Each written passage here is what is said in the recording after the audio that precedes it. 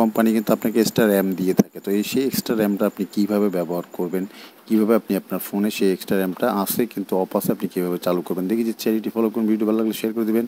সেটিংসে চলে যাবেন, চলে যাওয়ার পর সার্চ বক্সে চলে যাবেন, সার্চ বক্সে চলে যাওয়ার পর এখান থেকে আপনি মেমোরি লিখবেন,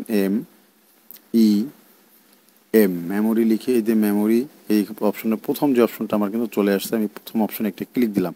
তো প্রথম অপশনে একটা ক্লিক দিলে কিন্তু এখানে দেখতে পাচ্ছেন এই অপশনটা চলে আসছে। এখানে একটা ক্লিক দিলে আপনি এখানে আমার অফ আছে, আপনি কোনটা বাড়াবেন, আপনি যদি আমি 2GB বাড়াবো, এখানে কিন্তু সব লেখা আছে অ্যাড 00 থেকে আপনার এই র্যাম বাড়াতে পারবেন।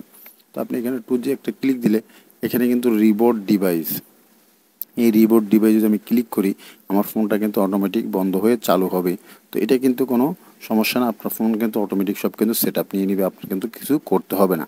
তো আপনার এই জায়গায় যদি আপনি না থাকে তাহলে আপনি এখান থেকে বেরিয়ে ফোনের সেটিংসে চলে যাবেন। আবার সেটিংসে চলে যাওয়ার পরে এখান থেকে আপনি নিচে চলে যাবেন, নিচে চলে যাওয়ার পর সিস্টেম সেটিংসে গেলে কিন্তু আপনি এই সেটিংটা পাবেন।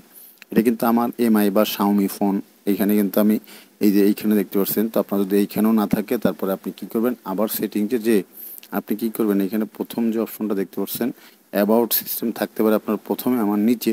তো আপনি অ্যাবাউটে গেলেও পেতে পারেন। তারপরে যদি অ্যাবাউটে যদি না পান তারপরে আপনি কী করবেন, আপনার র্যাম যেখানে থাকে স্টোর এইখানে গেলেও আপনি পেতে পারেন। তো আশা করি বুঝতে পেরেছেন।